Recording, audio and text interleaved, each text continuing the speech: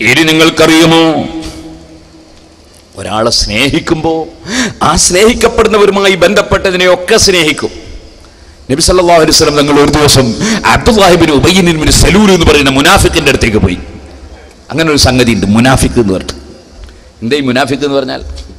ഉള്ളിൽ വിശ്വാസമില്ല, പുറത്ത് വിശ്വാസം കാണിക്കും. അശ്ഹദു അല്ലാ ഇലാഹ ഇല്ലല്ലാഹ് എന്ന് പറയും, അശ്ഹദു അന്ന മുഹമ്മദ് റസൂലുള്ളാഹ് എന്ന് പറയും, പള്ളിയിൽ നിസ്കരിക്കാൻ വരും, ചിലപ്പോൾ സക്കാത്ത് കൊടുക്കും, അതൊക്കെ ചെയ്യും. പക്ഷെ ഉള്ളിൽ വിശ്വാസമില്ല, അല്ലാഹുവിന്റെ റസൂലിനോട് സ്നേഹമില്ല. അങ്ങനത്തെ കക്ഷികൾക്കാണ് മുനാഫിക്ക് എന്ന് പറയും. ആ മുനാഫിക്കുകൾ അവരുടെ നേതാവായി അറിയപ്പെടുന്ന ആളാണ് അബ്ദുല്ലാഹി ഇബ്നു ഉബയ്യ് ഇബ്നു സലൂൽ. നിങ്ങൾ മനസ്സിലാക്കണം. കൂടുതലായി ഇപ്പൊ പറയാൻ സമയം ഇല്ല, നമുക്ക് ഇൽമ പഠിക്കലാണല്ലോ ഉദ്ദേശം. എല്ലാ വിഷയത്തിലും പ്രസംഗിച്ച സീഡികൾ ഉണ്ട്. നേരത്തെ കൂറ്റമ്പാറ ഉസ്താദ് പറഞ്ഞു, ദീർഘമായി കേൾക്കേണ്ടവർക്ക് സീഡി കൊണ്ടുപോയി കേൾക്കാം.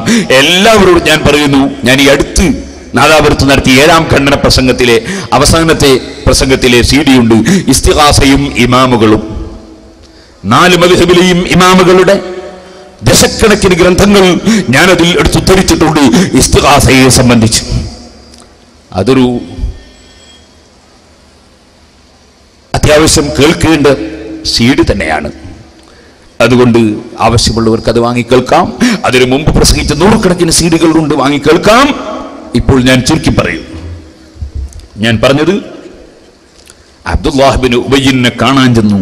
ഒരു കഴുതപ്പുറത്ത് കയറിയിട്ടാണ് നബി സല്ലല്ലാഹു അലൈഹി വസല്ലം പോയത്. ബുഖാരിയിൽ, സഹീഹുൽ ബുഖാരിയിലെ 2691 ഹദീസാണ്. കഴുതപ്പുറത്തങ്ങ് ചെന്നപ്പോ ഈ മുനാഫിഖായ മനുഷ്യൻ പറഞ്ഞു, ഇലൈക അന്നി വല്ലാഹി ലഖദ് ആദനി നത്നു ഹിമാരിക്. മുഹമ്മദേ, മാറി നിൽക്ക്. നബി സല്ലല്ലാഹു അലൈഹി വസല്ലം തങ്ങളോട് പറയാൻ, മുഹമ്മദേ മാറി നിൽക്ക്, നിന്റെ കഴുതയുടെ നാറ്റം, വല്ലാത്ത ദുർഗന്ധം. നബി സല്ലല്ലാഹു അലൈഹി വസല്ലം കയറി ചെന്ന കഴുതയെ കുറ്റം പറയായി വന്നേ. കാരണം റസൂലുള്ളാഹിനെ ഡയറക്റ്റ് കുറ്റം പറഞ്ഞാൽ ചിലപ്പോ മൂപ്പരുടെ കള്ളി പൊളിഞ്ഞു.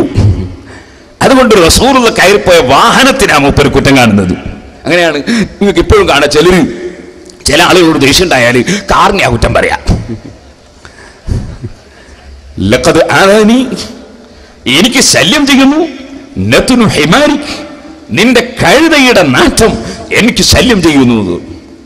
അപ്പൊ അൻസാരികളിൽപ്പെട്ട ഒരു സഹാബി, അദ്ദേഹം സുന്നത്ത് ജമാഅത്തിന്റെ നേതാക്കളിൽ ഒരാളാണ്. സഹാബികളൊക്കെ സുന്നത്ത് ജമാഅത്തുകാരാണ്, ഉള്ളിൽ വിശ്വാസമില്ലാത്ത കക്ഷികൾ അല്ല. അദ്ദേഹം ഉടനെ തന്നെ പറഞ്ഞു, വല്ലാഹി ലഹിമാറു റസൂലില്ലാഹി സ്വല്ലല്ലാഹു അലൈഹി വസല്ലമ അത്യബു റീഹൻ മിൻക.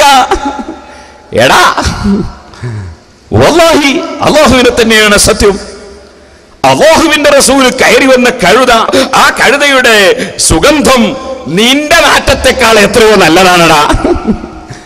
ഈ മുനാഫിക്കിനോട് പറഞ്ഞ മറുപടിയാണ്, നിന്നെയാണ് നാറുന്നത്, റസൂലുള്ള വന്ന വാഹനത്തിന് നാട്ടില്ല, അതിന് സുഗന്ധമാണ്.